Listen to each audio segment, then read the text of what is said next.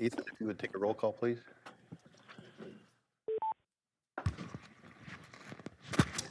Jeff Swearingen. Present.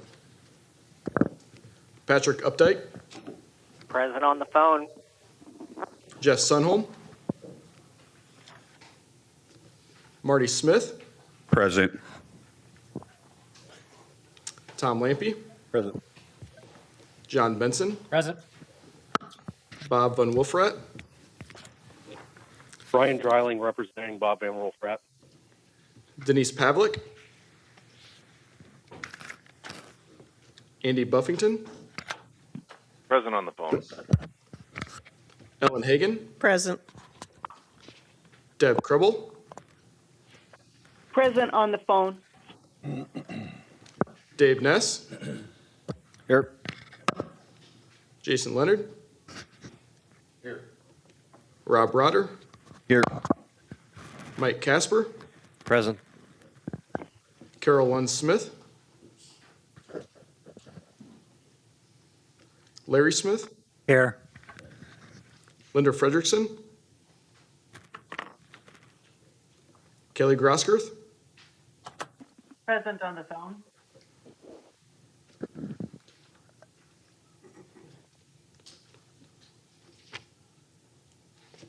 Got a quorum. Okay, 14. thank you. Introduction of board members. If I could have the board members that are on the phone, please introduce themselves. Start with Patrick, please. Patrick Updike, Iowa Department of Corrections.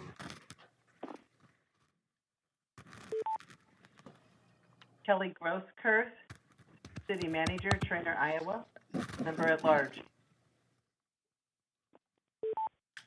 Andy Buffington with Winnebago Hancock Emergency Management Communications representing communication centers.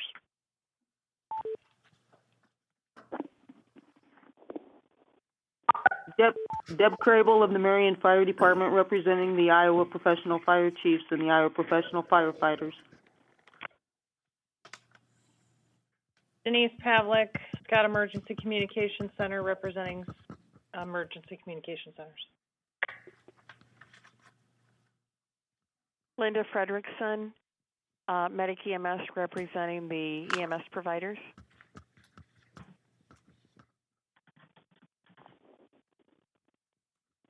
Okay, start down with John. John Benson with Iowa Department of Homeland Security and Emergency Management. Larry Smith, Katy County Emergency Management. Dave Ness, Des Moines Police. Jason Leonard, Waverly Police Department. Tom Lampy, DPS. Chris Myers on the SWIC. Jeff Swearingen, Iowa Department of Natural Resources. Mike Casper, Lynn County Sheriff's Office. Ellen Hagan, Jewel Fire and Rescue, representing volunteer firefighters. Marty Smith, Iowa Department of Public Health. Rob Rotter, Iowa County Sheriff. Okay, thank you. Welcome, everyone. We have a pretty full agenda today, but hopefully we'll get through on a timely manner. There's some applications to approve, it looks like. Looking for a motion for today's agenda. If I could get a motion, please. I'll make the motion, Denise Pavlik. Okay, Denise, do I have a second? Second. Okay. Mike? Further discussion? All in favor? Aye. Opposed? Okay, motion carries. Looking for the approval of the meeting minutes from September 14th, 2017. If I get a motion for that, please. Larry Smith. Larry Smith first. Do I have a second? Ness. David Ness, second. Discussion? All in favor? Aye. Opposed? Okay, motion passes. SWIC report, Mr. Myers. Thank you, Chair Lampy. Well, I'm happy to report that the skip is here.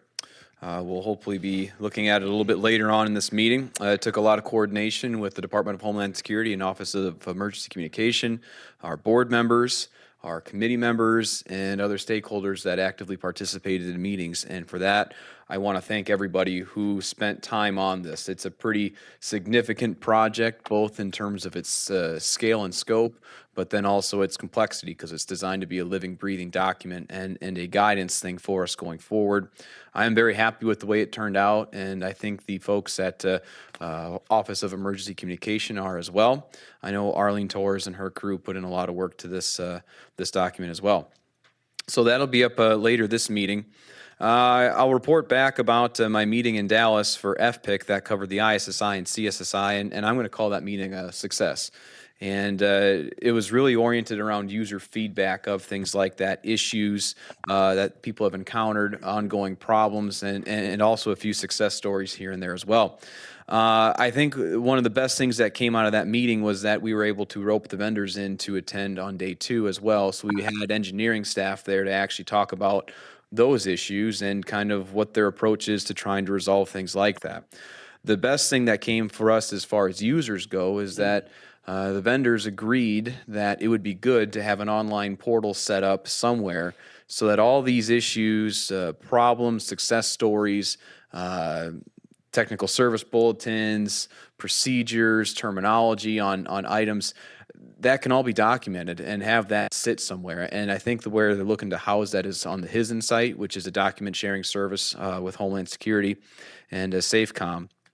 And that will hopefully be up and running within the next year or so. But this has the potential to have a huge swath of information for the users so that they understand how their systems are going to act and behave with various software changes. They'll know that if they have a problem, they can go to that site and see if there's a fix available for it. And, it's going to benefit the users tremendously. And I think that's a big step in the right direction with regards to that. We're going to have a meeting about this before TIA starts next week to kind of discuss the logistics of that, and I'll be actively involved in that, both with developing the user interface and kind of how things should be indexed with that site. So that's a good thing. TIA and TR8 is also coming up. So we're going to also discuss an idea I had that kind of came out of our encryption meetings with incorporating some sort of key loading device or structure into the charging stations for the portables. If you think about it, this makes a lot of sense because those portables end up in the charger every night anyways.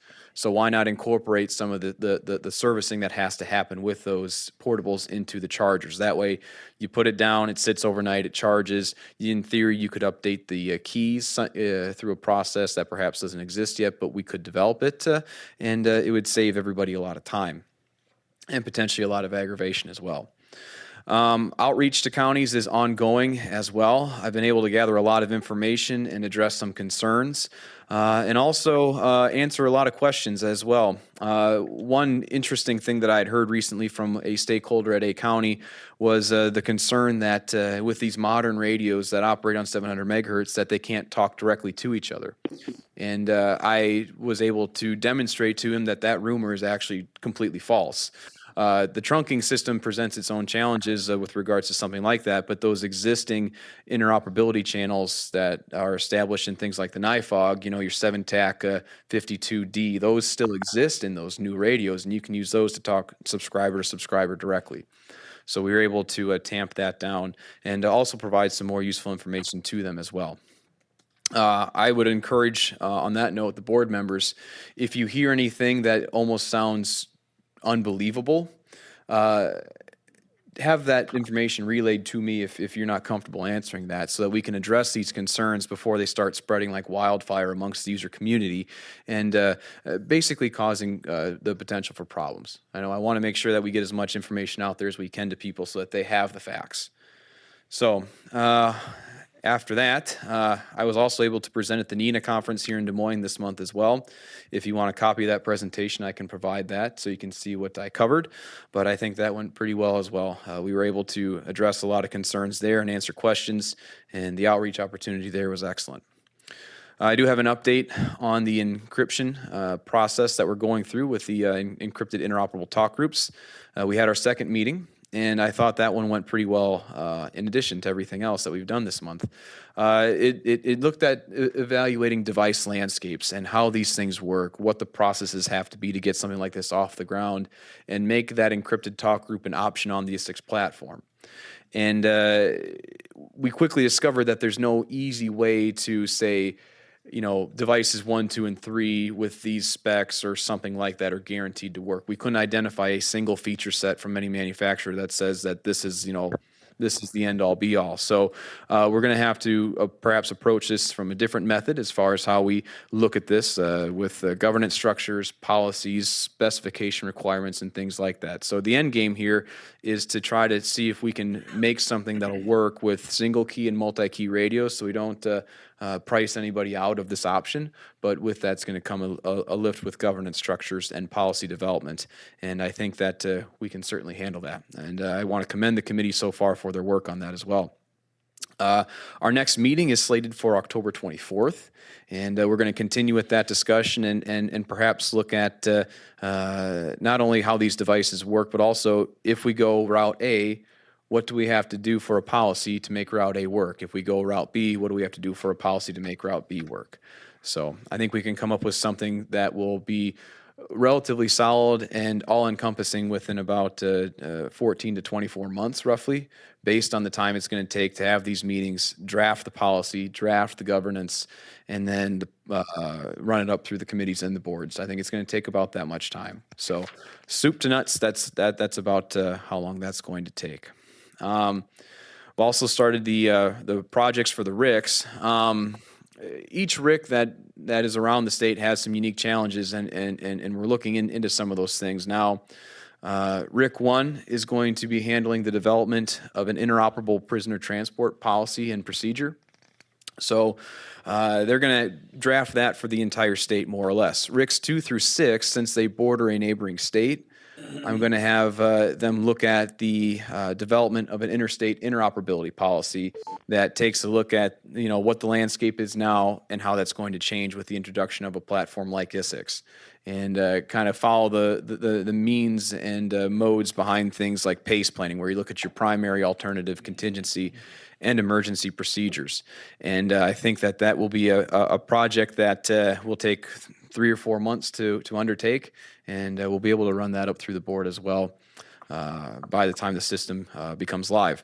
Once that project is complete, one thing I'd like to see them do is to survey the landscape to see if we have any interested personnel out there that would like to be ComLs or ComTs, especially on the ComT side, because we do have a significant shortage of them in Iowa. And once we have that list, we can actually set concrete training opportunities to get these individuals credentials, so that if we ever do have a big emergency event here in Iowa, we have the personnel needed to handle it.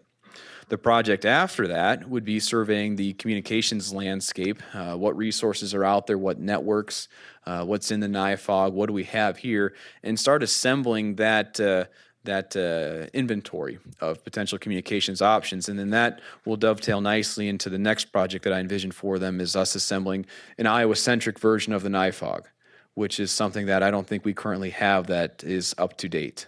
And that would be nice, because if we do ever have that big emergency, if we roll through all these projects, now we not only have the trained personnel, but we also have a document that we can hand people coming in saying, these are the frequencies that are in use here in Iowa, these are the networks, bring these types of radios. So that's about all I have at this point. I know I packed a lot into a relative short amount of time, so if there's any questions, I'll take them now. Which RIC was doing the prisoner transport?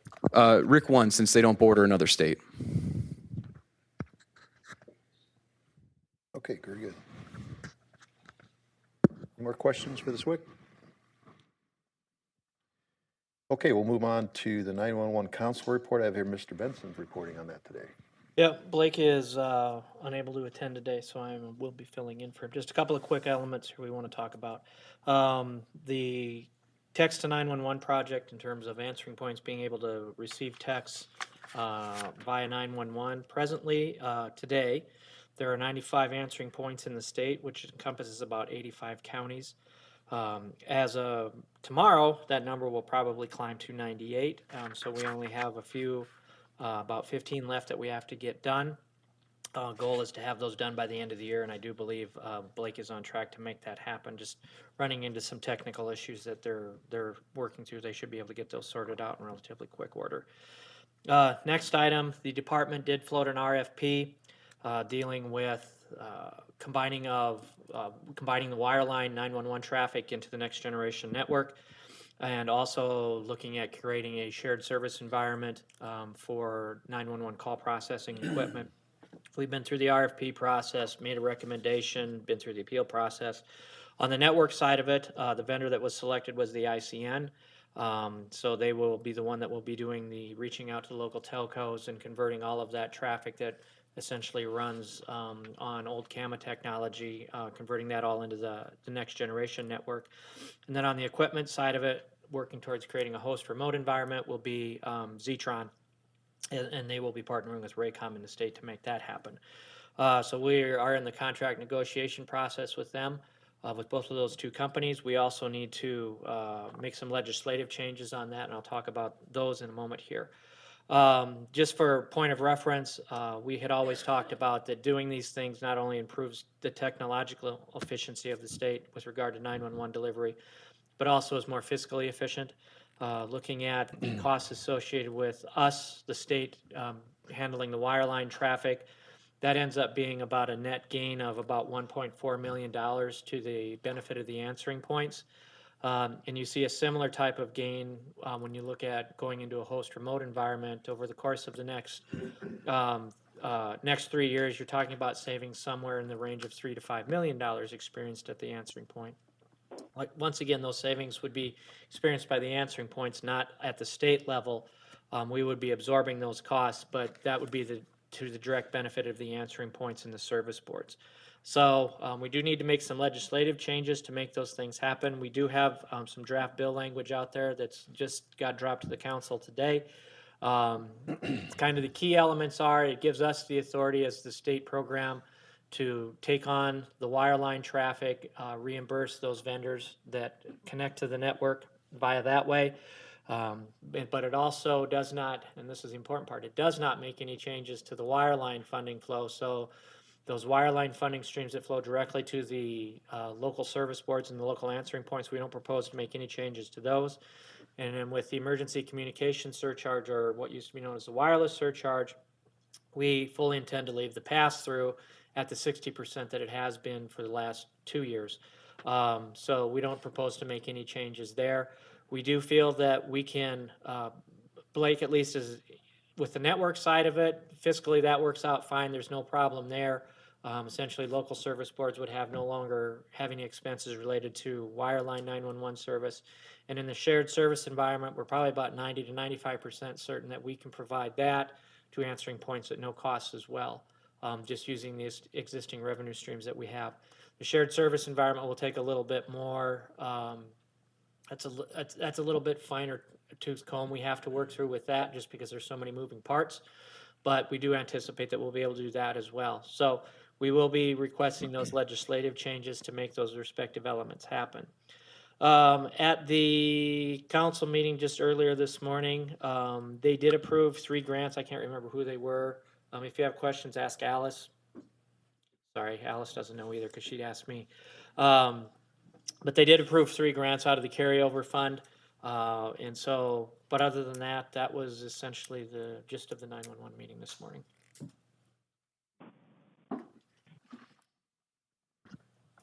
Okay. We'll move on to Chair Buffington. Are you still on the phone? Yes, I am. Go ahead with your report, sir. Okay. It was a relatively short meeting this month. We discussed the RIC reports as Swickmeyers was talking about. You know, he's going around giving us some things to do with that. RIC 1, they still have relatively light attendance. However, the folks that do show up, they have good conversation. They've seen some success with having during an open discussion time talking about the successes and failures of interoperability in their operational environment, and so some of the benefits again, and then some of the detriments, and how to overcome those.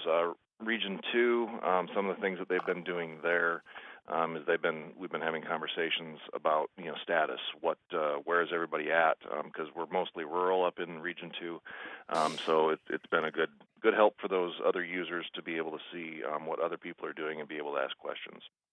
The other regions, they're saying, which is kind of what we've seen is that pretty light attendance. They're struggling to get people there. I think Swickmeyer's initiative to get out to across the state is going to start building some momentum. So we look forward to seeing what happens with that. There was no FirstNet update. We have 4 applications that under new business we'll be considering today. That's Warren County, Micron, Unity Point Health, and Mercy Ambulance Des Moines. And then we reviewed the SCIP goals, and Mr. McClanahan reviewed the Standards Committee and what they're updating on, and that was about it for the meeting. So if there's any questions, I'd take those. Any questions for Andy? Okay, sir, thank you. We'll get back to you at the end of the meeting here. Thank you. Finance Committee, Chair Grosskirth, if you could report your monthly report, please. Finance Committee met last Tuesday via phone at 2 p.m. and we are recommending approval of the financials, the annual appropriation that we have from the state. We spent $8,763 so far in fiscal year 2018. We have available to us $271,669.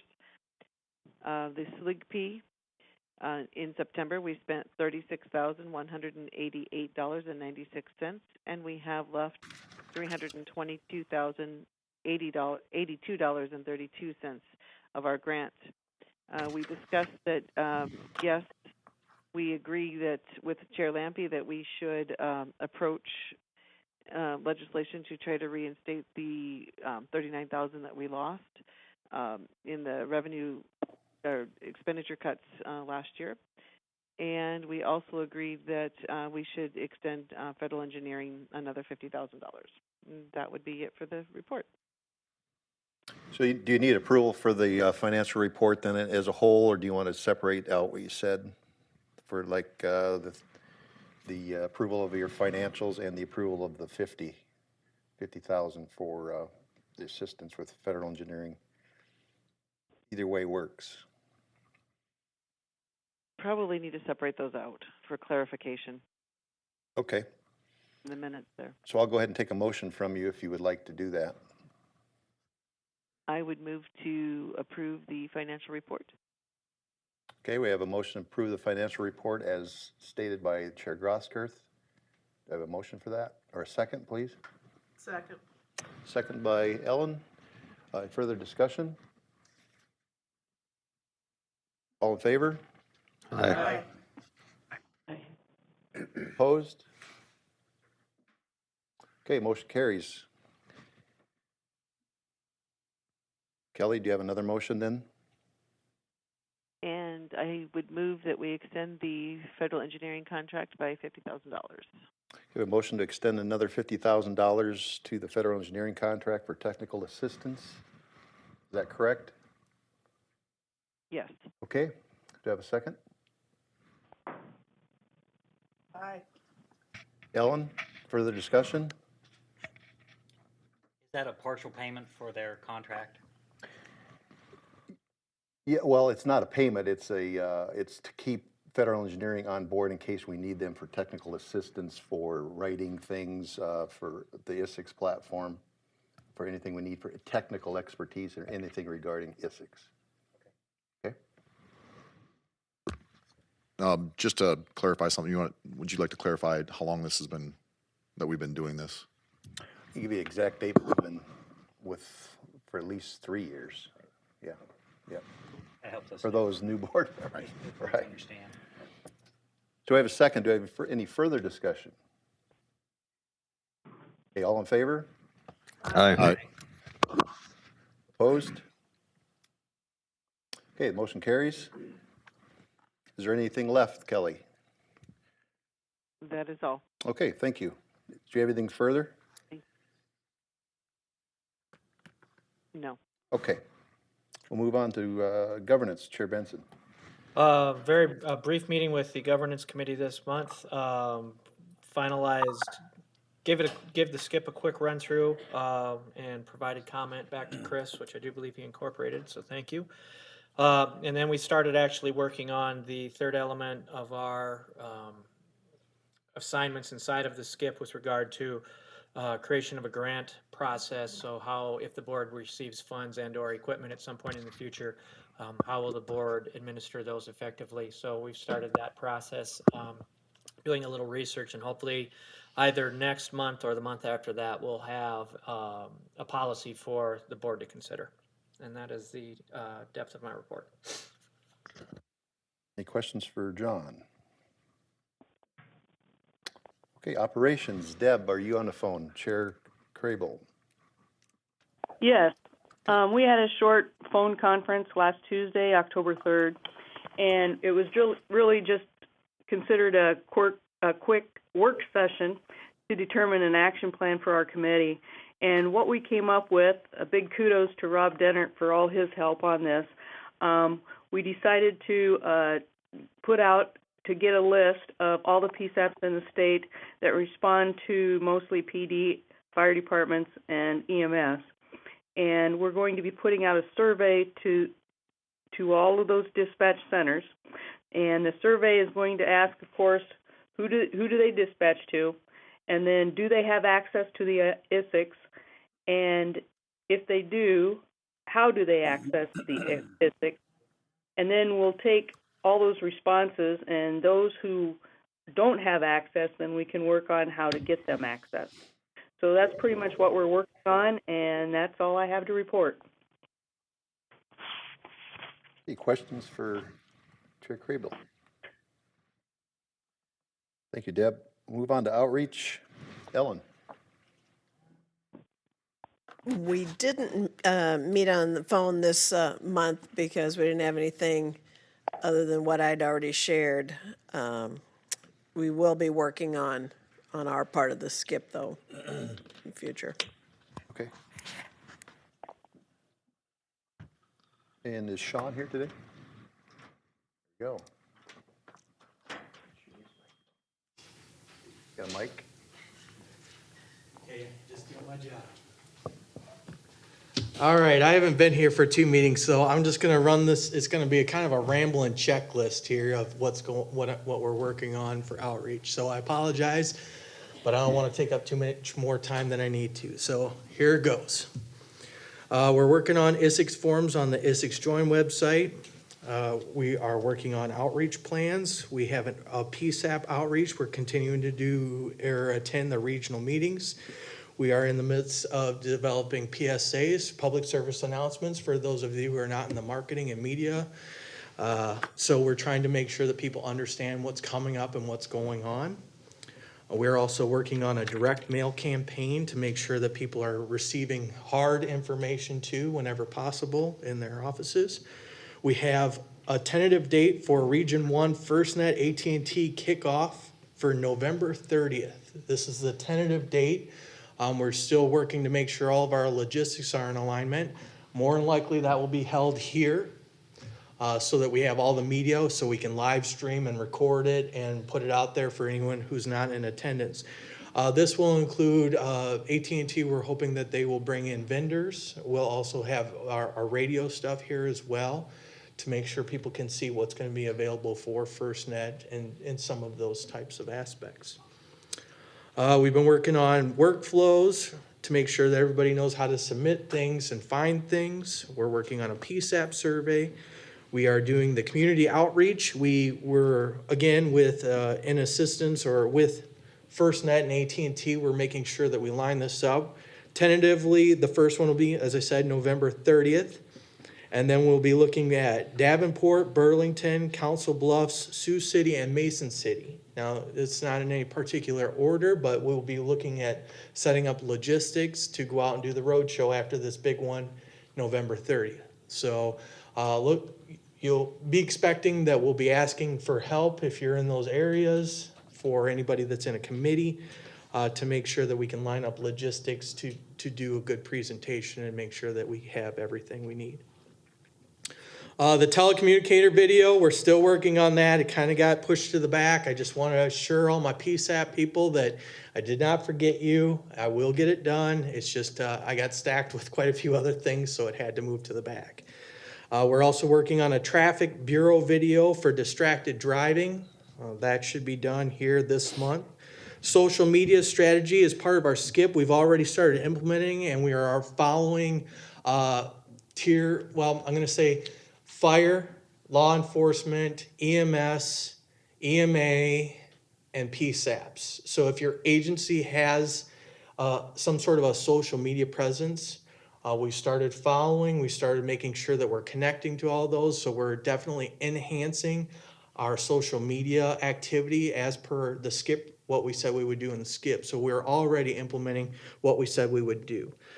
The next 2 board meetings, we're offering headshots. So if you want to update your headshot on our website, I know Chair Lampe has been asking for this. So the next 2 board meetings, I want to give you a heads up. If you would like, we'll have camera, we'll set up, and we'll take a nice headshot for you to replace whatever you currently have out there if you would like. If you already have a professional headshot, please send it to us so that we don't have, so we have the nicest possible likeness of you possible on our website. Let's say that. The RIC project list, as the SWIC stated, he's building a bunch of project lists. We're hoping we can build a portion of our website to help share that. Put up the scoreboard so everybody knows what's going on, so everybody can track it. The committee project list, same thing. Okay, I'm almost done. We received some information from Patrick and Ellen concerning the website and some requests, and one of them was a policy archive. So if a policy has been replaced, as we know you guys replace policies semi-frequently, that we could somehow archive those so that you're not scrolling through years and years of policy. You can get right to what you want. I thought that was a good suggestion, so we're going to try and move on that.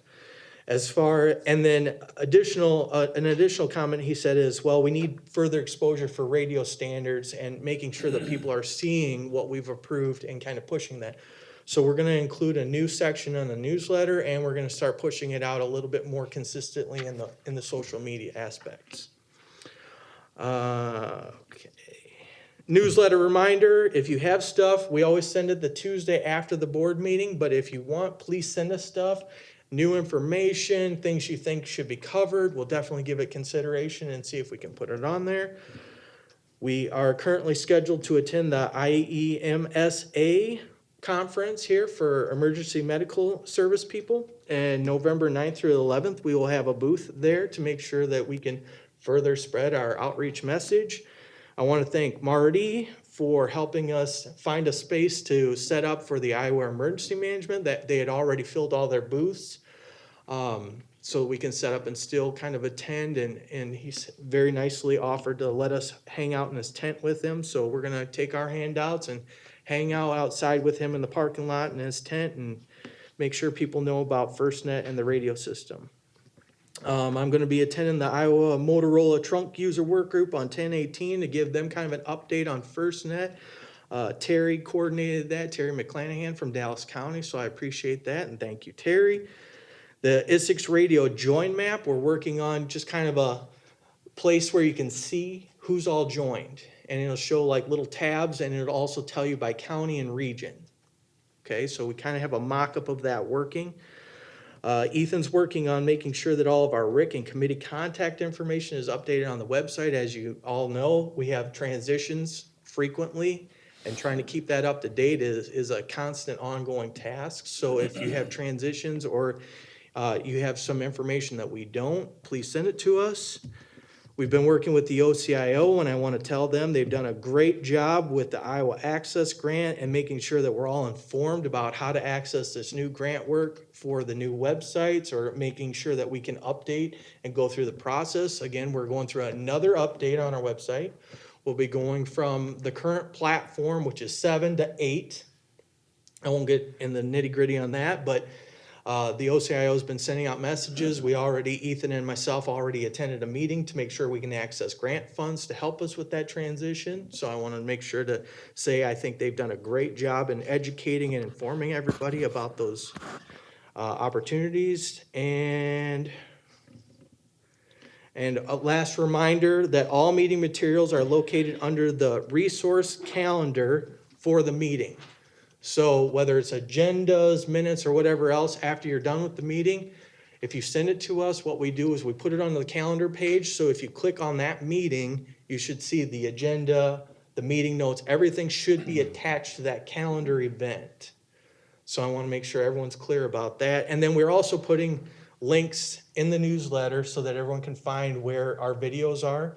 It was expressed that that can be sometimes difficult to find where we put our videos. Not everyone is accustomed to YouTube and some of the other social media stuff that we're using. So we're making sure that we add additional links to make it easier so that you can find those videos. So, any questions? What have you been doing? What's that? I was just joking. I said, what have you been doing? Yeah, I know, right? Yes, sir. Sean, I know that a phone call that some of us were recently on as well. They also talked about some of the suggestions to the website. I know it has nothing to do with FirstNet, but one of the suggestions to change the website was to with the personal bios and stuff of each one of the board members of what committees that they serve on as well. So that would actually help a lot of people and stuff that would actually look at the website and see. If it's incorrect, please contact us because it should, like bullet point per bullet point, acknowledge what committees you're in. Okay. If it's not correct, contact us and I'll be happy to make sure that that is corrected. That stuff does change from time to time. So. Yep. Thank you. That's the hard part is there's a lot of flex and flux, I'm going to say. Thank you for making the website just as simple as you can. I sure try. You know, if you guys have suggestions, I am always open, and if I can make it work, especially within the state architecture and framework, I definitely do what I can, and especially right now while we're in the grant transition and the update. Let's just say I'm making a lot of suggestions with a lot of departments to say, here's things that I think that would help not just us, but you and other to help everybody's grant money go a little bit further with our new consultant that's been selected for the state of Iowa. So. And I should add in the newsletter, because you read it, if you can just click, okay, I'll go. If I got to remember to go back later, it's not happening. Excellent, thank you. Okay. And then one last thing, I guess. The Peace Officer Memorial video is in the commissioner's hands for review. And as soon as that's done, we'll post it just so everyone knows we did help with that video. And we wanted to make sure that you knew that we're working to make sure that it gets out there as soon as possible to acknowledge those officers. All right, thanks. Chair Pavlik, are you on the phone for training?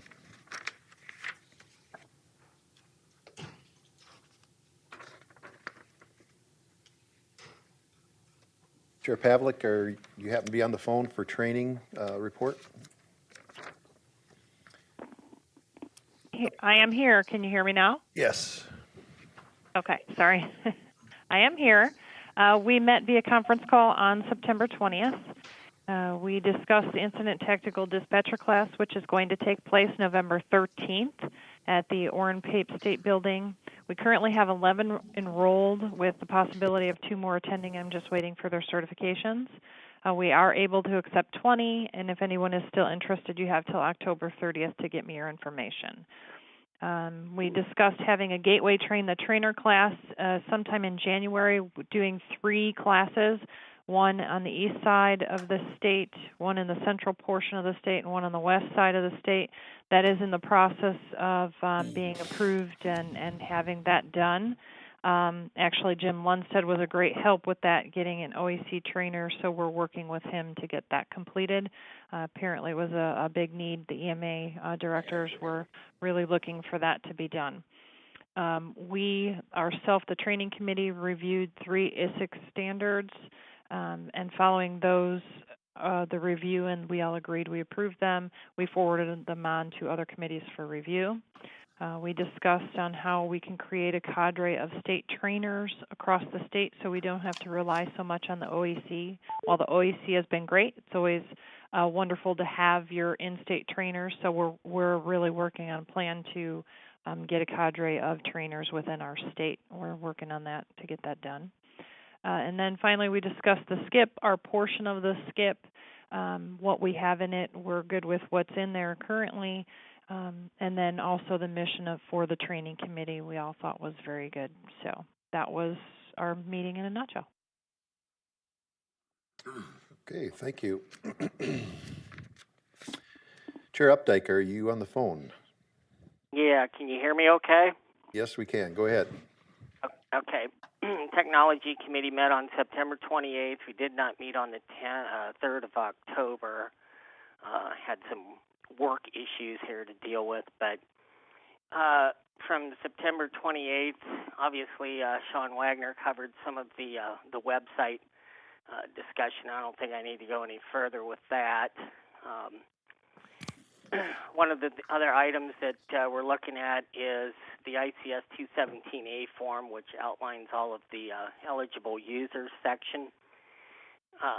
The wording for the 700 meg band has blank area there, so we're working on getting some wording put in there so that the reader is clear on, what an eligible user is for that section of the frequency band.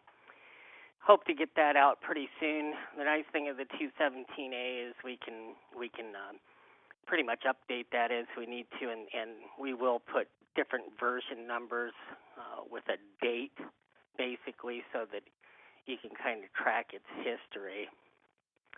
Update on the low-power scene of action channels. I did send an email out to the technology members and some of the other members. We did get an approval from the 700 RPC, so that licensing process is still moving forward. Hopefully we can get those sooner than later.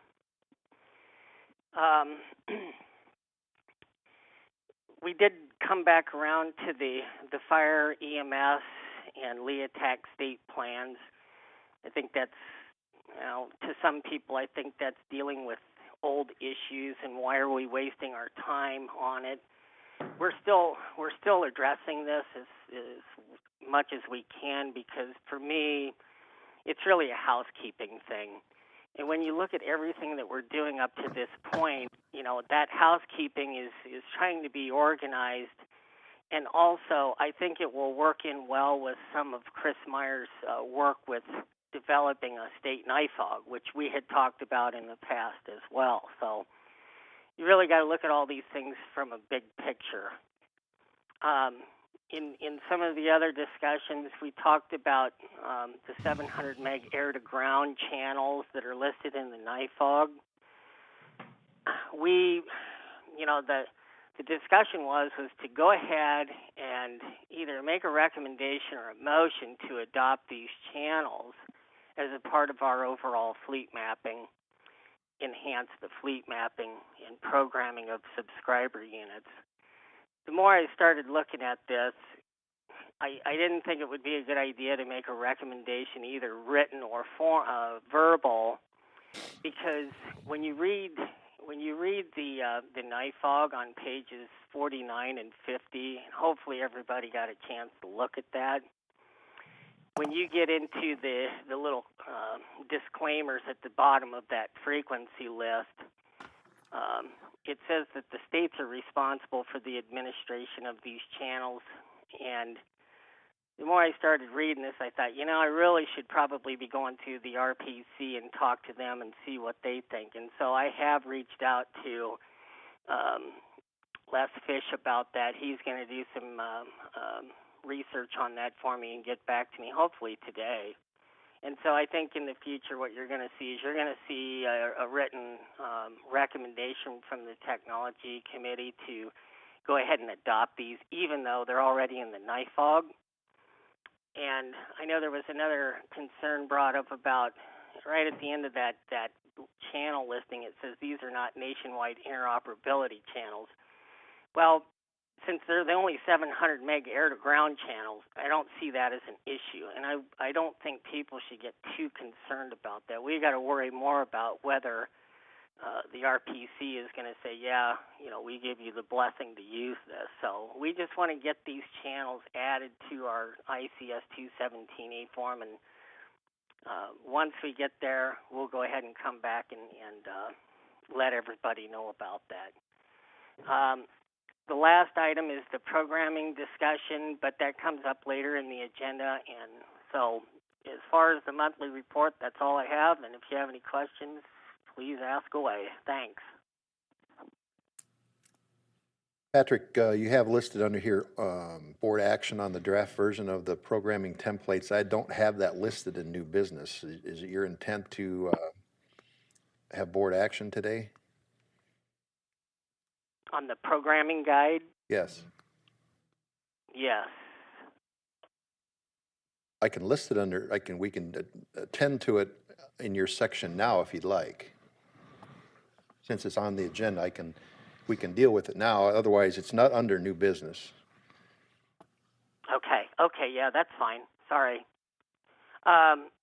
So if you look at the programming guide, if you will, that was the redacted draft version. It's just an empty template with all the empty space and then the disclaimer across the SOA channels that said that this needs to be licensed before you can use it. So in our discussions in previous calls, this programming guide, we really came to the conclusion, why are we sitting here trying to draft wording when we've got a document that can just have the technical information dumped into it at the time that it's approved? And so part of the discussion is do we want to make this an official document as a programming guide for the overall ISICS system? The other topic that is related to this is do we want to make it an open document for the public to see, or do we want to lock it down and make it confidential and then have to spend more time discussing this with the AG's office and how we can protect this document? The Technology Committee really felt that it shouldn't be the Technology Committee that makes that determination as to whether it's an open or closed document. We thought that it would hold more weight if it was something the board discussed and made a decision on. So that's really the two things: open, closed, and make it an official document. What do other states do? Jim, do you know?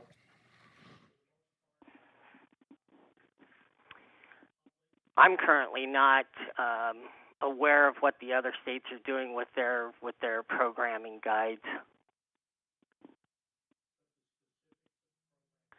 I know this much. When you consider what's going to be put in that document, most of it's public knowledge anyways. If you can find your way through the FCC webpage and screen for specific channels, you're going to find all of that licensed information anyways.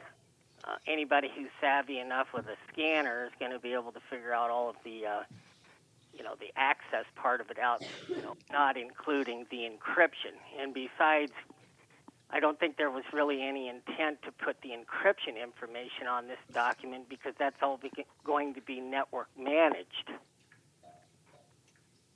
So, Patrick, we have Jim Lundstedt at the microphone. He's going to offer some input on that.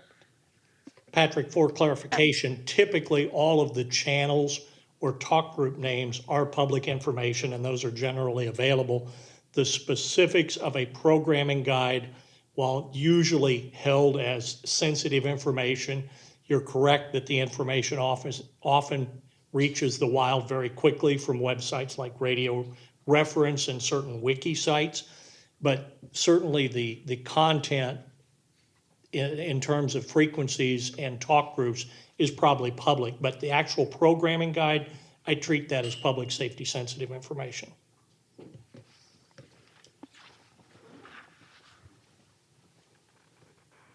Back to you, Patrick. Based on what Jim said, what would you like to do? Well, I had said to some of our committee members that they should either by phone or in person, speak their mind on this subject because I really think everybody's input on this is important. I really don't want it to come down to one person saying one way or the other. So, are you telling me it's not ready yet? Well, I think it is ready. I think we just need to decide whether we want to make it public or confidential. That's really the big issue. I'll open up for discussion. I've got a question on this. Wouldn't it be the role of the board to provide this to the user, the individual county? So if they want to make it public, they can. But we as the board, would we be controlling whether it be public? Because some counties might want to make it public and some might not. Well, I think that's the whole point of if you make it confidential, then now those other users, they may have to sign a non-disclosure agreement or what have you. I mean, if you're going to hand them out like Halloween candy, then you need to decide whether you want that to be public or confidential.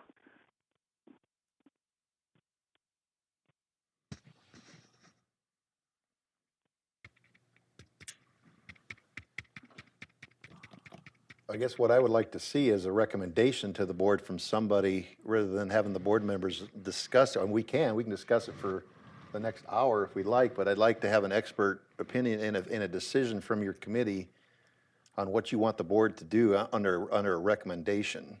How many of the board have? That's what I mean. We don't. I don't know.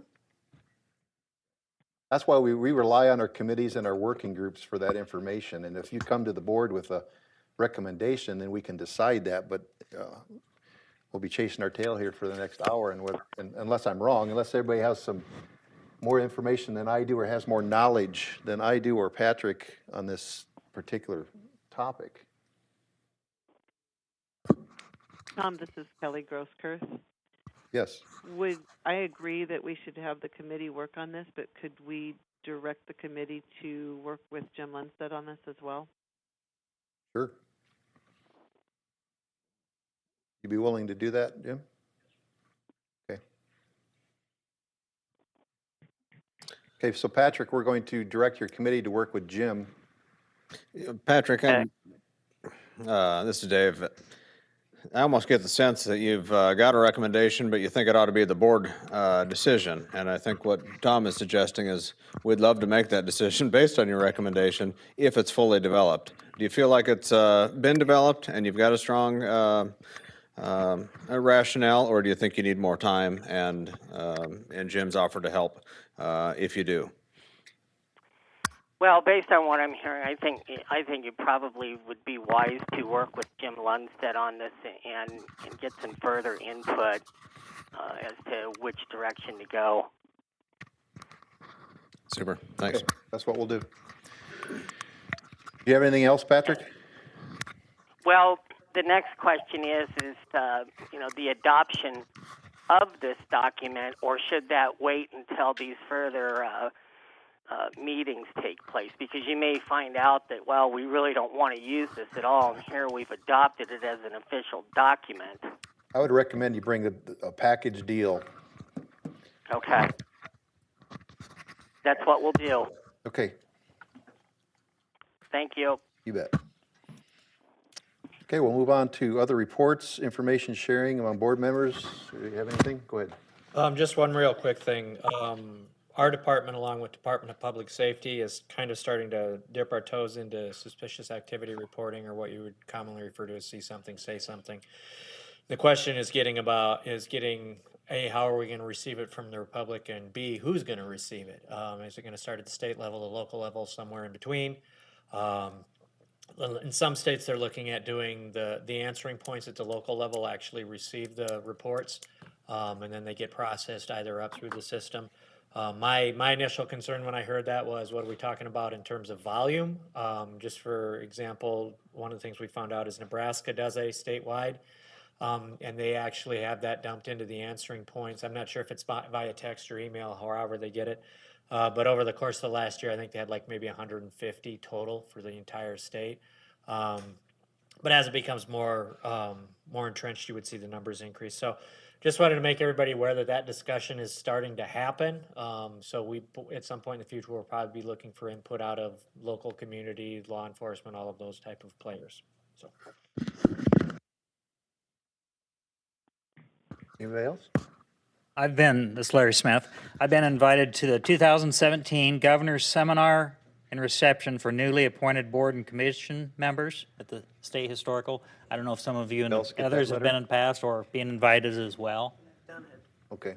Okay. So I'm interested on seeing what all they have to, I'm sure it's going to be something like Bob had there a couple weeks ago with our roles and responsibilities to be a board and commission member. Yes, it will be. I have something quick. We had the chairs met last week along with some vice chairs, along with Motorola project manager Melvin Mercado. And the goal of the meeting was I promised the Ricks that I would give him some type of direction based on the project status and where we need to be between now and July, and how the chair's role fits into what needs to be done, and that relates to policies and protocols that we're passing. I have passed some and got a ton more to pass. We just want to make sure that that's in line with the policies and protocols that we're passing actually work with the ISICS. So we have to, in order to do that, we have to ask the project manager, there's input on here's what we're doing. Is that relative to ISICS, so we're not getting sideways and passing something that doesn't even apply to what we have. So that was a pretty good meeting. The other, we are going to do another round of the regional interoperability committees in the regions for FirstNet / ISICS. I think Sean touched on that. I did meet with AT&T last week and got an update from them. So I think this round, as you know, we did the 99 county tour, we did the regionals on the FirstNet before FirstNet was even here. Now that it's here, I think this round of regional outreach is going to be very, very beneficial, because now we have devices, we have pricing, we have coverage maps, we have a 5-year plan, we've opted in. So I think those meetings will be very well attended. I hope they are. It's good information. And as well as the ISICS platform status is well underway, of course. And so first one I think he said was in November. We'll keep chugging away on that. I also have something to report on the ISICSB grant. We're moving into the end of the first piece of the original ISICSB grant, which will end in February. And then after that, ISICSB 2.0 kicks in. So it's an application process that we just have to apply for it. There's a few more rules on how we use that grant. It's pretty much the same. We can keep doing what we're doing. It applies to basically the same, but we have to be careful when we do from February and March 1st, when the ISICSB 2 takes effect. We have to be very careful on what we do, because AT&T is responsible for marketing the FirstNet initiative, and we're not to initiate any of that unless FirstNet asks us. So that's really the only change in the requirements of the grant. There isn't as much as we had before. It'll be 2 years, so it'll go through 2020. But it works with staffing our people and keep moving forward with what we're doing with outreach. So, any questions on that? The Iowa Net, quite a bit here actually. The IowaNet.gov, our link on the email on the website that goes straight to our inboxes here, and anything to do with ISICS or ISICSB is going away. The IowaNet.gov, it'll stay IowaNet, but the last piece will change to IowaNet for now at dps.state.ia.us.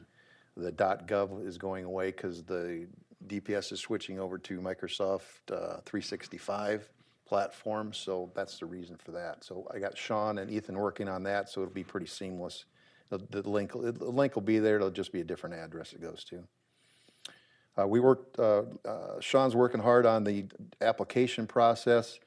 We're streamlining that to make it all electronic, so you upload your MOA and you upload your letter of intent.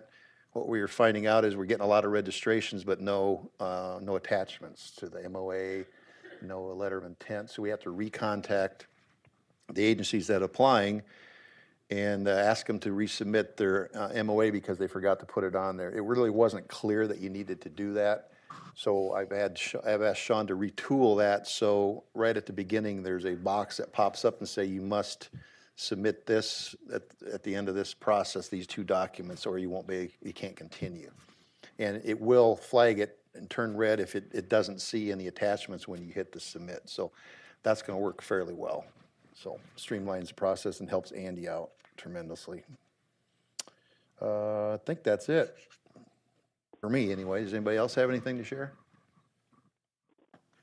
Okay. Motorola, you're up.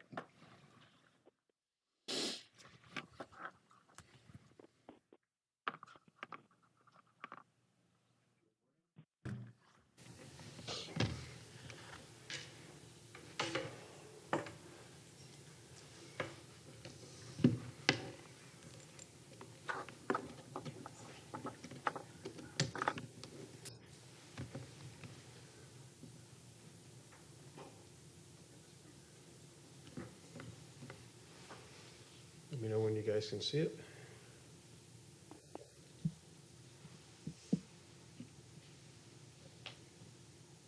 Perfect. All right. Another busy month. This time I decided to change a little bit of the format because I wanted you to see visually how the system implementation is moving forward. Normally we do these Gantt charts, so we show what the numbers are on a per regional basis, but overall we're at 71%. So we're at the point right now where things actually seem like they're slowing down in terms of percentage, and yet in the field things are moving faster. So it's sort of a strange thing, and there's a lot of different things that happen in here that have to do with paperwork and approvals and other things that don't necessarily stop the implementation process, but there's just extra steps that we have to take. But the fact that we're at 71% here is actually pretty good. And what I want to do is show you where we are right now in terms of the system layout. So we've seen maps of this before. It changes on a regular basis based on what we've done with sites and whatnot. But overall, this is sort of a snapshot of what the design looks like today. So the point I wanted you to see is all these green dots here indicates tons of movement throughout the site. So you can see the solid green circles are the sites that have been completed, and that's plenty throughout the state. And then you see the little dotted sites that right now are rotating. Those indicates that those are sites that are active. We have crews in the sites. They're either drilling, they're pouring concrete, or they're assembling towers. So definitely a lot of activity right now. And then the last category I have here is the little square boxes with T's, which move there a little bit to draw attention to them. And the reason we have those there is because these are sites in which we have ordered the towers. That means that we completed the regulatory process. We have all the permits in place, so we're good to order the towers, and it takes time to order the towers. In the meantime, what happens is that every site that has, that's active, which we show with the motion right now, once the activity ends there, for example, a drill rig, once they complete in one site, then they can start moving over to these sites where we've ordered the towers for. So now it's just a matter of sharing resources and moving these things around in order to get ready so when the towers do come into town, we have them ready. Part of that process is as the towers get built, because every tower, this is not something that is, they just pull from the warehouse, they have a stock of towers and they just go ahead and ship those. Every tower is built to meet the specific, our specifications to meet how the site was designed. That means the thickness of the tower, the spread of the legs of the tower, every single piece is specific to how that particular tower is designed. So when that's designed, the tower manufacturer actually sends us these, it's like a template that's used to mark where the bolts go into the concrete and the footings. So all of that stuff is part of, we need to get those bolts in so that when we do the drilling, the concrete has to go in the same day the drilling in.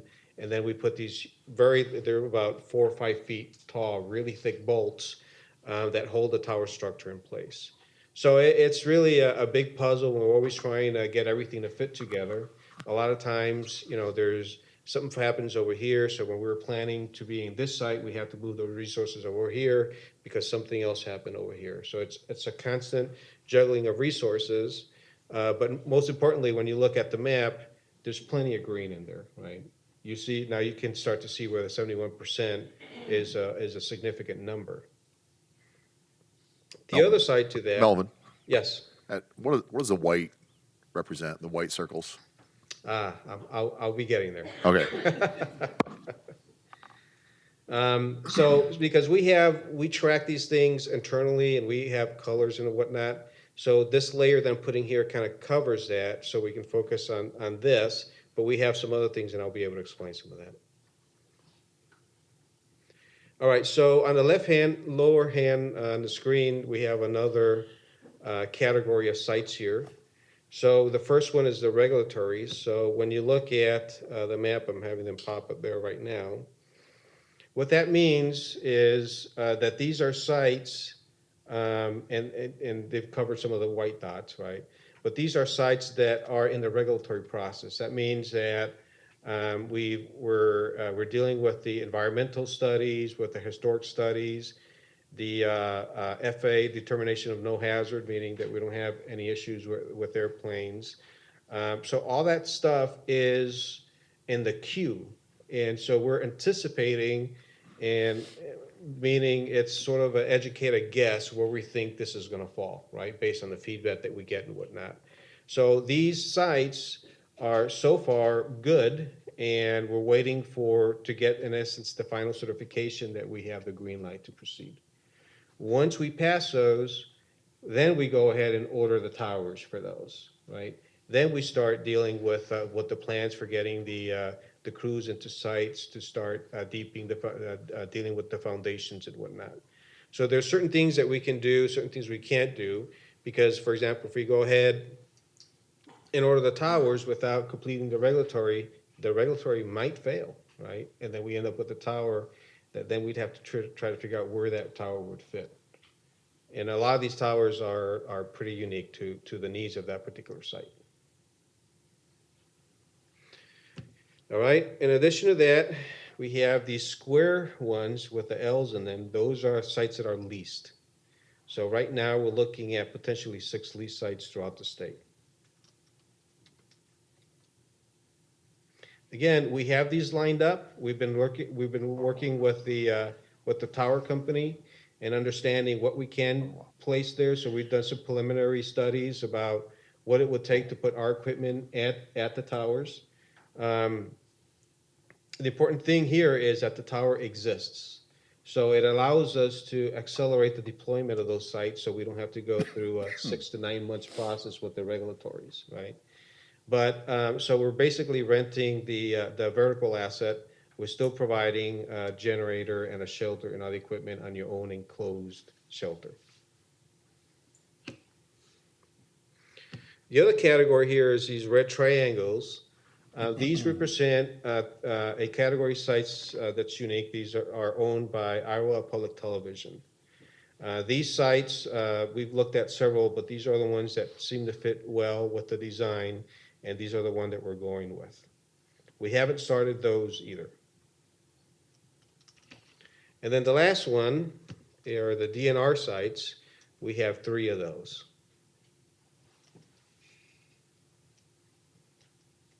Again, we haven't started. So everything that's on the left are sites that we haven't started doing any work in yet for different types of reasons. Everything that's on the right side are the sites that we're working on right now. So there's lots of green. There's yellow in there, but it's not as much as the green.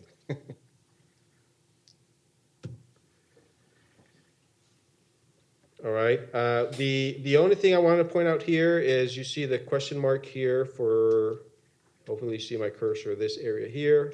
So this is a DNR site that we're working with, and we had a backup plan. So if that site wasn't approved, we would go to this lease site over here. If that site gets approved, then we can switch over to the original plan, which was to use this site, and then these paths will change in the design. Where does that link go to then? This would go from Norwalk to, I think this is Lucas.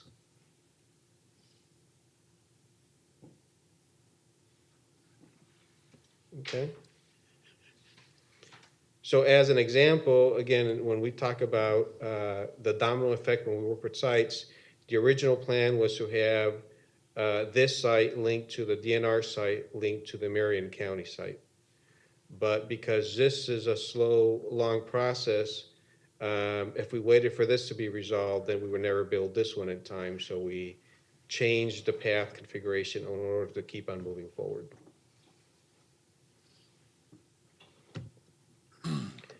All right, so when we look at the current activities, we've been working now downtown right now with one of the sites that was critical for the NGA. So we're in the process of, we had to shut the site down, because there's some work happening at the rooftop. So we reconfigured the site, and we're going to be bringing that up back in the year pretty soon, once all the roof work takes place and it's completed. Again, just some coordination to make sure that the guys that were using that particular site know that it's no longer available for a short period of time, so folks had to revert back to their legacy systems. So we do have more civil site completion certifications in process, so it's just a continuation as we build and we keep on going through that process. Lots of driving. The microwave installations, again, it's as the sites become done, then we start scheduling the crews to start doing the sites. We try to keep them as pairs so that when the crew goes out to install the dishes, they're dealing with both sides of a path. So site A and site B, if they go this way, we try to set it up so that when the crews go, they go in pairs, they actually work with those two sites. So it saves time and money. We're still working on power to the sites. There's a lot of sites, and everybody, it's not one power company, so everybody's needs are different. So we're still running through that process right now. So the point I want to bring here is that we're still dealing with some of the internal state processes before we can continue to build with the IPTV and the DNR tower sites. So right now, that process has been slow, so right now those sites are in the critical path. The saving grace for IPTV is that we can bypass some of the regulatories. DNR, I think 1 out of the 3 can be bypassed, but because we're right now pretty much almost in the middle of October, these are becoming the ones that stay on the critical path. And then in addition, we're waiting for the final approval by a local board, which would be the one that I showed with the question mark on it. That's also part of the critical path because it's pretty late in the game, and that we have to go through the full regulatory process. So right now we're looking at 7 sites that are part of the critical path. So as I mentioned before, all the lease sites have been identified and they're ready to go. We've been waiting to hit the trigger just in case there's any other shifting that happens, right? Because once we enter that lease agreement, we're kind of locked in there. So we want to make sure not to hit go until we secured everything, because in a system like this, a site change has a domino effect, and we want to make sure that we're somewhat protected. That's all I had. Any questions? You intend putting these, I know we've discussed, are you going to turn them on for site trunking or?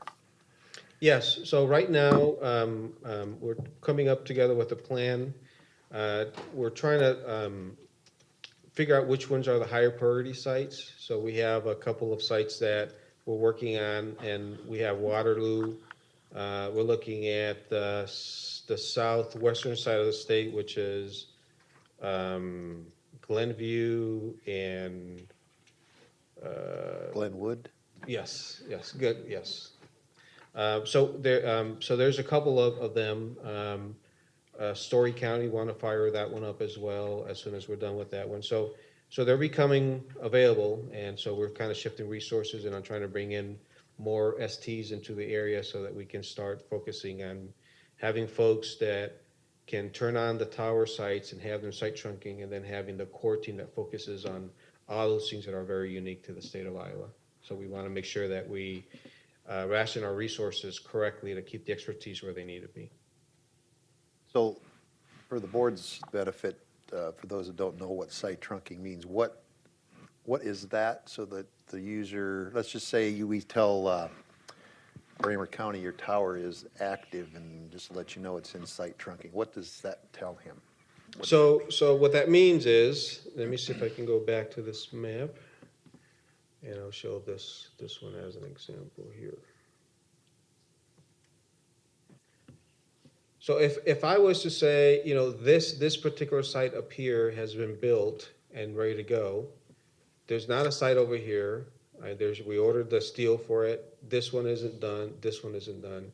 But this site itself is actually built. The equipment is there. We have power in it. So we can turn that site on, And so what site trunking does is that it keeps the site as an island. So if we turn on all the sites without having finished the microwave, then every site represents an island. So everybody who's talking to that site can talk to each other. But if they try to talk to somebody who's connected to a different site, they can't reach because there's no connection in between. So part of this process is to make sure that we turn on the radio sites on first, and then we start focusing on interconnecting them. And as we interconnect them, then the layer 3 portion of the network starts taking over and starts seeing all the active sites and starts to build the connections between them. So in that sense, when it goes to site trunking, folks could use that to try it out and have sort of an idea, but you don't have the full experience because in some of these cases, you might only experience the coverage that comes from that site, but not the ones that come from the adjacent sites because they haven't been built yet or they're not fired up yet. So it can be misleading, but it's just one of those learning experiences. Will you go forward to where you've got all the, like the DNR shows up and everything, so I can take a picture of that, please?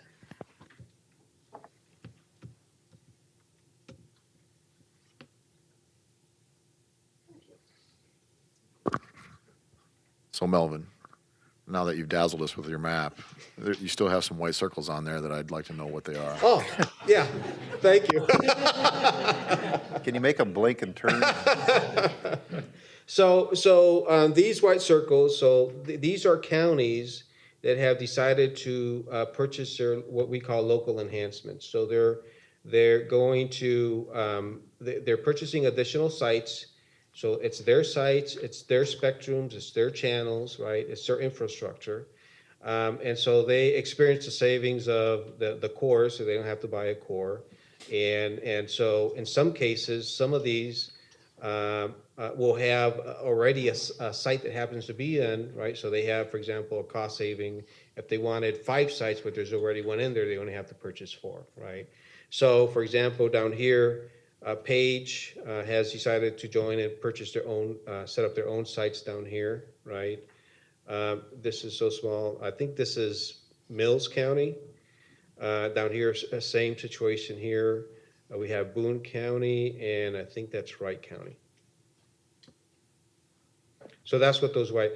We keep them here. I don't track them in terms of them being built or not because it's really not part of the project. But I keep them here just to be aware because sometimes we're actually competing over resources to do some of this work, right? So there is some level of coordination sometimes required to make sure that we stay on track.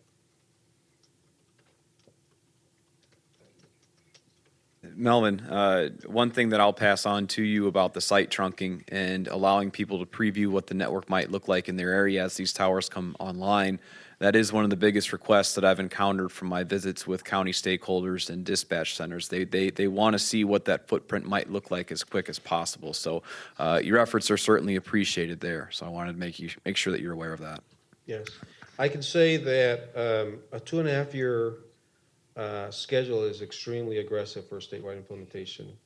Again, for me, it's unique to Iowa. Usually, this can be a 5-year implementation timeline because there's lots of hurdles to overcome. So we're doing a lot of stuff in parallel. I'm pretty sure you guys remember the presentations where we've done a lot of stuff, not waiting for other things to clear, just so that we can keep the train moving. So it's very aggressive. The interesting thing is that it's very aggressive. We got lots of teams, a lot of work happening.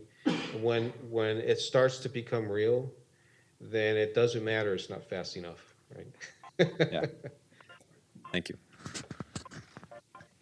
Melvin, in Region 5, the Southeast Iowa region, I know there's a lot of our partners down there are in the wait-and-see mode. How's this going to work? And so they're very anxious to be able to be given a portable radio because that's the big thing is, yes, we can get a lot of mobile coverage, but our portable coverage, what are we going to get? Mm-hmm. So those partners down here in Southeast Iowa are really anxious to be able to be given a radio to go out in their schools or their where they have a concern for in-building coverage to be able to get that. So seeing some of these go solid green with a black circle around it is encouraging that we can start testing and see what's how this end product's going to be.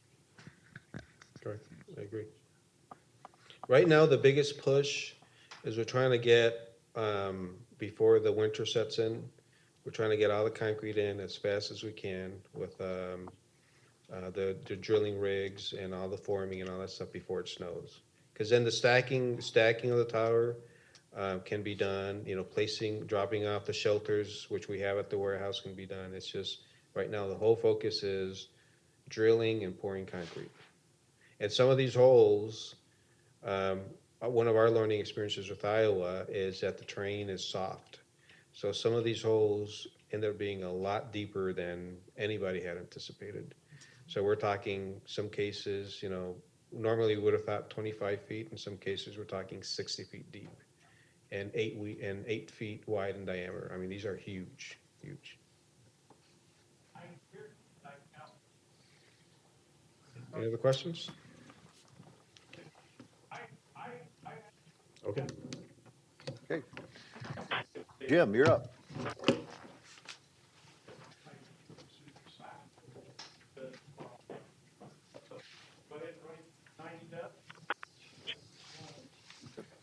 Good morning. Promise I'll keep this short, respect for your time. A couple of things I did want to highlight. We've recently released our federal fiscal year 2018 technical assistance catalog that encompasses all of the different OEC offered TAs that are available to states. Chris has that now for consideration. The audio gateway train the trainer effort would be considered one of the 5 that we typically offer to the states. One of the things we can do is work with the state on a tactical interoperable communications fog, or TIC fog. As Chris elaborated, first important to get that concrete poured and know what your frequency subsets would be, but we'll be prepared and in a good position to support you when that comes along. We're at final approval for the state of Kansas to create an electronic version of the TIC fog as an app. So not only will it be available as a printed form if you so choose, but you would be able to deliver it as an app. And we're currently testing some methodologies for distribution of this product, either as an open source through the Apple iTunes Store and the Google Play, as well as a password protected delivery that we're working on for one of the other Region 7 states. Very pleased with where we are on the enhanced statewide communications interoperability plan. We're doing a hot wash of the 6 enhanced skips that we conducted this year. We'll tell you the Iowa plan stands head and shoulders above some of the others, largely in part to the effort that you put into making this actionable. I'm sure this will be discussed. Chris will be attending the SAFECOM and NICSWIC meeting, hopefully in Oklahoma in November, where this will be one of the topics being covered. Final comment, just offer that I'd be remiss if I didn't mention October is Cybersecurity Awareness Month. Everything comes down to very simply stop, think, connect. And I was reading yesterday in one of the detailed vulnerability analysis of a new app that goes after you, and I'll just treat you to a taste of this, that it's a little piece of clickbait that somehow associates with your banking app. If you bank here or you bank on the web, and this little pervasive beast lives in the background and siphons $2 or $3 a month out of your account to a Bitcoin account.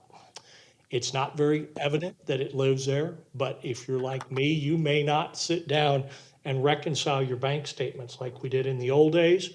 So be aware of those little $2 and $3 amounts, that if you see those and you can't really put together why did that happen, that's a good discussion with your spouse. This particular variant, which is nicknamed Dirty Cow, has some really interesting variants that the FBI has found, and I would just urge you to remember that most of this stuff gets into our environment through clicking on a link in an email, or today, an app on your phone that you went someplace that you didn't intend.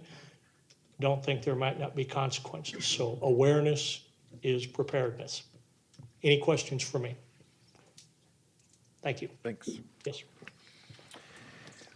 like we have to be out of here by noon. We've got another group coming in, so we'll move this right along. Ethan, if you could come out real quick and give an update on the standards. Oh, there you are. I thought you were in there. All righty. Last couple months, the standards and policies process has been a little stagnant. So Tom and Ann and Terry McClanahan brought me on board to kind of be the project manager to help facilitate and move these policies along. So I've been doing that the last few weeks or so. So this week, there's been 7 standards actually due. So I'll take those standards, compile all the comments, give them to Tom. He'll kind of do his final edits, and then he'll give them back to me, and I'll give them to the governance committee to bring to the board and do their final review. So, and then there's another 8 due next week as well. So November could be a busy month with approving quite a bit of policies. So, okay. All right, that's all I get. Thank you. Chair Buffington, are you on the phone? Yes, I'm still on. In the interest of time, would you like to approve these one by one or as a group that you have 4 of them here? I will leave that to you as chair. They're all recommended for approval by the user group committee. Warren County as a level 1, Micron, Unity Point Health, and Mercy Ambulance Des Moines all as level 2. Okay, I'll take a motion for all 4 if you'd like to do that. I would make that motion to approve all 4 at those levels. Okay, we have a motion on the floor for Warren County as a level 1, Micron 2, Unity Point Health level 2, Mercy Ambulance Des Moines level 2. Recommend for approval. Do I have a second? Larry Smith. Updike, second. Okay, I think Larry beat you to the punch there. Larry, second. Any further discussion? All in favor? Aye. Aye. Opposed? Okay, motion carries. Thank you, Andy. I do have a ComL certificate to issue with, for Marty Smith. You get that done?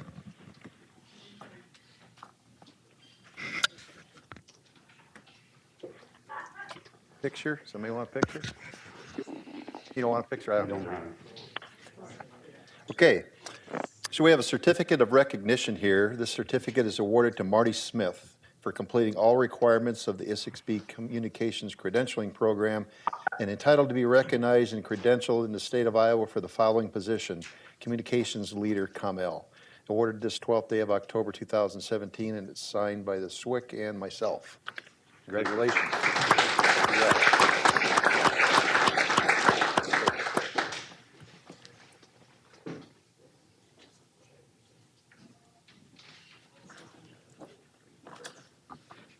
Okay, back to Mr. Myers, the SWIC to the SCIP. All right. Well, we have the SCIP in front of us now. You've heard some comments from Jim about how much time and effort we've put into this and how robust of a document it actually is. And given that we've put a lot of time into it, I would suggest that we adopt this SCIP as it stands right now. I think everybody's had a chance to look at this. We've got actionable items in there all over the place. I think it gives us a good guidance plan going forward. So my recommendation as SWIC would be that we adopt this document and start putting these things into motion. Has everybody had a chance to review the SCIP? We've been, like you said, we've been working on it a long time. A lot of hours in this. It's a very good document, I think. Probably one of the best ones we've had. So I'll entertain a motion to adopt the SWIC based on SWIC Myers' recommendation. Motion to approve, Frederickson. Okay, I have a motion to approve by Frederickson. Do I have a second? Ness. David Ness, second. Any further discussion? All in favor? Aye. Aye. Opposed? Okay, motion passes. Thank you. On to public comment. We would like to have anybody would like to approach our podium for public comment? Okay. Motion for adjournment. Casper, second. We're adjourned.